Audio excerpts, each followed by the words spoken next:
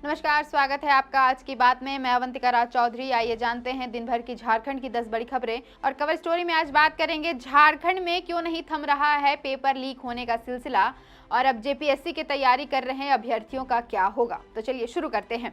झारखंड के सीएम हेमंत सोरेन के दिल्ली आवास पर सोमवार को ईडी की टीम पहुंची। इस दौरान मुख्यमंत्री वहां मौजूद नहीं थे। आवास पर उपस्थित कर्मचारियों से ईडी के अधिकारी पूछताछ कर रहे थे। इस बीच झारखंड का प्रशासनिक महकमा अलर्ट मोड पर है। मुख्यमंत्री हेमंत सोरेन के आवास के बाहर सुरक्षा बढ़ा दी गई है। मुख्य सचिव ने आपात बैठक बुलाकर राज्य में सुरक्षा व्यवस्था पर नजर बनाए रखने का निर्देश दिया है।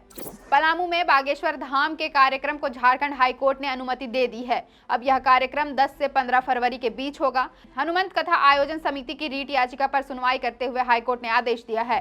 जस्टिस आनंदा सेन की कोर्ट ने कहा कि हनुमंत कथा आयोजन समिति तमाम सुविधाएं जैसे श्रद्धालुओं के लिए बैठने की जगह, CCTV camera, ambulance, parking, toilet आदि की व्यवस्था खुद करेगी। दिल्ली में मुख्यमंत्री हेमंत सोरेन से पूछताछ की संभावना को देखते हुए झारखंड की राजनीतिक तपिश बढ़ गई है। कांग्रेस विधायक दल के नेता आलमगीर आलम ने अपने तमाम कांग्रेस के मंत्री विधायकों को रांची पहुंचने का निर्देश दिया है। वहीं झारखंड के मुख्य सचिव एल ख्यांगते ने अपने रांची स्थित आवास पर एक आपात बैठक की, जिसमें रांची के उपायुक्त समेत पुलिस के कई आला अधिकारी शामिल हुए। बोकारो के बालीडीह थाना क्षेत्र के औद्योगिक क्षेत्र में बियाडा में आजसू पार्टी ने चक्का जाम कर दिया है। लंबी दूरी तक ट्रकों की जाम लगी है। मौके पर 4 सीओ पहुंचे, लोगों को समझाने की कोशिश की। दरअसल आजसू स्थानीय को 75% नियोजन देने सहित प्रदूषण के साथ साथ 7 सूत्री मांग को लेकर आंदोलन कर रही थी। दिल्ली में सीएम हेमंत सोरेन के खिलाफ लैंडस्केप मामले में ईडी की कार्रवाई के बीच एक नया डेवलपमेंट सामने आया है। सीएमओ की ओर से ईडी के रांची स्थित क्षेत्रीय कार्यालय को ईमेल भेजकर सूचित किया गया है कि मुख्यमंत्री 31 जनवरी को पूछताछ के लिए तैयार हैं।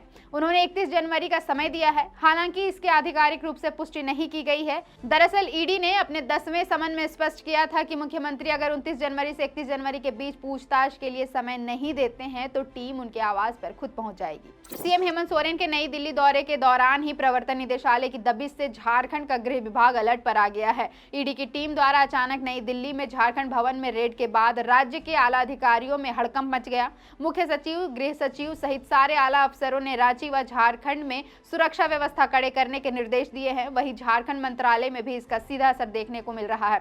प्रोजेक्ट भवन सचिवालय हो या नेपाल हाउस सचिवालय में मौजूद अधिकारियों व कर्मियों के बीच ईडी की रेड की खबर चर्चा में बनी है। धनबाद के बरवा अड्डा एयरपोर्ट पर प्रधानमंत्री नरेंद्र मोदी आगामी 4 फरवरी को आएंगे। पीएम के आगमन को लेकर सिंदरी प्रबंधन ने तैयारियां शुरू कर दी है। बीजेपी विधायक राज सिन्हा ने बताया कि राम मंदिर के प्राण प्रतिष्ठा के बाद पीएम पहली बार धनबाद आ रहे हैं। इसे लेकर कार्यकर्ताओं के साथ बैठक भी की गई। कदमा उलियान स्थित शहीद निर्मल महतो के समाधि स्थल में रविवार को झामुमो जिला समिति की बैठक हुई थी। अध्यक्षता जिला अध्यक्ष सह घाटशिला के विधायक रामदास सोरेन ने की थी।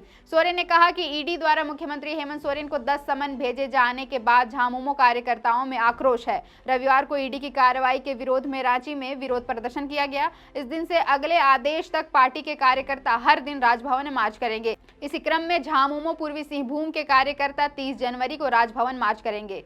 बिरसा मुंडा हवाई अड्डा रांची की विमान पतन सलाहकार समिति की बैठक हुई। सांसद संजय सेठ ने बताया कि रांची एयरपोर्ट पर यात्रियों की सुविधा को ध्यान में रखते हुए 100 करोड़ की लागत से विकास कार्य किया जा रहा है। रांची एयरपोर्ट पर यात्रियों की संख्या लगातार बढ़ रही है। गाड़ी से जाम लग जाने के कारण यात्रियों को काफी परेशानियों का सामना करना पड़ता है। इसे ध्यान में रखते हुए पुराने टर्मिनल के पास पार्किंग की व्यवस्था की जा रही है। इसके विस्तारीकरण का काम शुरू कर दिया गया है। जल्द ही पार्किंग में जो असुविधा होती है उससे लोगों को निजात मिलेगी। साथ ही गर्मी और बरसात में यात्रियों की सुविधा के लिए एयरपोर्ट से पार्किंग स्थल तक कैनोपी का भी निर्माण किया जा रहा है। सांसद संजय सेठ ने कहा कि एयरपोर्ट के अंदर पहले तल का विस्तारीकरण किया जा रहा है ताकि 500 से 600 लोग आराम से बैठ सके। झारखंड कर्मचारी चयन आयोग की ओर से आयोजित संयुक्त स्नातक स्तरीय परीक्षा से पहले पेपर लीक हो जाने का मामला सामने आया है। रविवार को परीक्षा केंद्रों पर छात्रों ने जमकर हंगामा किया। हंगामा कर रहे छात्रों ने बताया कि तीसरी परीक्षा शुरू होने से पहले ही पूछे जाने वाले सवालों के जवाब मोबाइल पर आ चुके थे। आज कवर स्टोरी में इस पर ही करेंगे बात।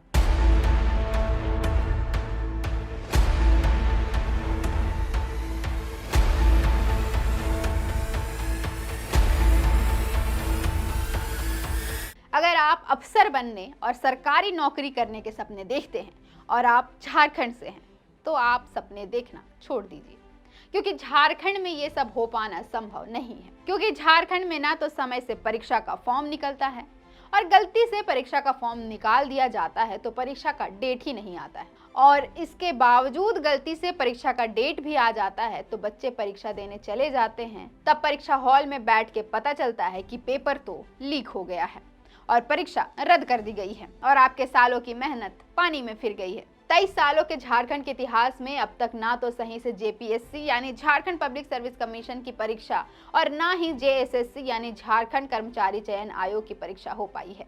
ताजा मामला बीते कल का है। झारखंड में एक बार फिर जेएसएससी सीजीएल की परीक्षा रद्द कर दी गई है क्योंकि परीक्षा का पेपर एक बार लगभग हमेशा की तरह लीक हो गया था। झारखंड में अभ्यर्थी 2016 से यानी लगभग 8 सालों से इस परीक्षा का इंतजार कर रहे थे।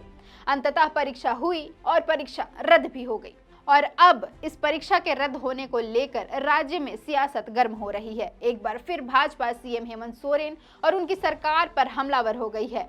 पेपर लीक की सीबीआई जांच कराने की मांग उठ रही है। झारखंड भाजपा के नेताओं ने अपने ट्वीट में हेमंत सोरेन सरकार पर खूब निशाना साधा है।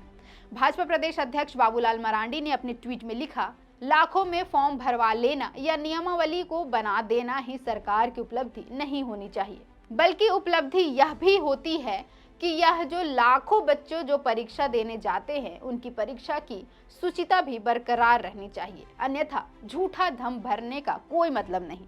लाखों छात्रों के दबाव में झुककर आज भारी मन से हेमंत सोरेन सरकार ने जेएसएससी परीक्षा ली, लेकिन उन्होंने अपने युवा विरोधी चेहरे को आखिर उजागर कर ही दिया।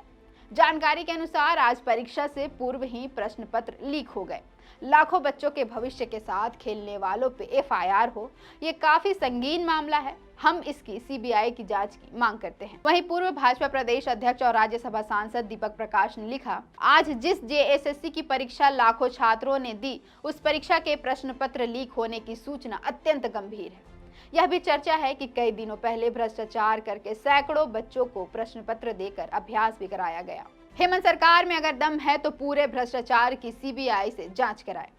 वहीं प्राप्त रिपोर्ट्स के अनुसार आयोग के उच्च स्तरीय सूत्रों ने बताया कि तीसरे पेपर यानी सामान्य ज्ञान का प्रश्न लीक हो जाने की सूचना मिली है। आयोग इस पर काफी गंभीर है और अपने स्तर पर जांच कर रहा है। प्रश्न पत्र लीक हो जाने का मामला पाया गया तो सोमवार को प्राथमिकी दर्ज की जाएगी। रात लगभग 10:26 में आयोग ने तीसरे पेपर की परीक्षा अपरिहार्य कारणों से रद्द कर दी। आयोग ने यह भी कहा कि संबंधित परीक्षा के पुनर्आयोजन की तिथि आयोग के वेबसाइट पर यथाशीघ्र प्रकाशित कर दी जाएगी। बता दें कि झारखंड में अगले महीने यानी 1 फरवरी से जेपीएससी के आवेदन शुरू हो जाएंगे और 24 सालों में सरकार राज्य में 11वां जेपीएससी की परीक्षा लेने वाली है। प्री के एग्जाम मार्च अप्रैल में होने की संभावना है। अब यह परीक्षा कितना सफल हो पाता है ये तो आने वाला समय ही बता पाएगा। झारखंड से परीक्षा देने वाले अभ्यर्थियों को बेहद सावधान रहने की जरूरत है। झारखंड में परीक्षा के मामले में कभी भी कुछ भी हो सकता है। बाबूलाल मरांडी ने फिर आज सुबह परीक्षा रद्द होने को लेकर हेमंत सरकार पर आरोप लगाया है। बाबूलाल मरांडी ने लिखा, झारखंड में पहुंच पैरवी पैसों के दम पर सरकारी परीक्षा में सीटों की खरीद फरोख्त करने वाली हेमंत सोरेन सरकार ने एक बार फिर से युवाओं को धोखा देते हुए जेएसएससी परीक्षा में गड़बड़ी का कुत्सित प्रयास किया है। कल जेएसएससी सीजीएल परीक्षा का प्रश्न पत्र लीक होने के बाद जेएसएससी बड़ी चतुरता से सिर्फ पेपर 3 को रद्द कर युवाओं से अपना पल्ला झाड़ने की कोशिश कर रही है। तीनों पालियों की परीक्षा आयोजित करने वाली एजेंसी वही है, अधिकारी वही हैं, तो सिर्फ पेपर 3 को ही रद्द क्यों किया गया? मेघा सूची में जुड़ने वाले अन्य दोनों पेपर को भी रद्द करना होगा। कल संपन्न हुई परीक्षा में बड़ी साजिश और धांधली होने की बू आ रही है। हमारी मांग है कल की पूरी परीक्षा स्थगित कर इसकी सीबीआई जांच हो। इस भ्रष्टाचार में संलिप्त संस्थाएं, एजेंसी, अधिकारियों व सफेद पोशों पर कठोर से कठोर कार्रवाई हो। फिलहाल के लिए इतना ही। इस तरह की खबरों के लिए जुड़े रहे हमारे साथ, देखते रहें thefourthpillar.news। अगर आप चाहते हैं कि हमारे वीडियोस का नोटिफिकेशन आपको बिना देरी के मिलता रहे तो आप इस चैनल को फॉलो और सब्सक्राइब जरूर कर लें। बाकी आप हमारे काम को लेकर कोई सुझाव हमें देना चाहते हो तो कमेंट बॉक्स में आप सादर आमंत्रित हैं। इसके अलावा हमारे वीडियोस आपको अलग अलग ठिकानों जैसे फेसबुक, इंस्टाग्राम, ट्विटर पर भी देखने को मिलेंगे, जिसके लिंक डिस्क्रिप्शन में डाल दिए गए हैं। शुक्रिया।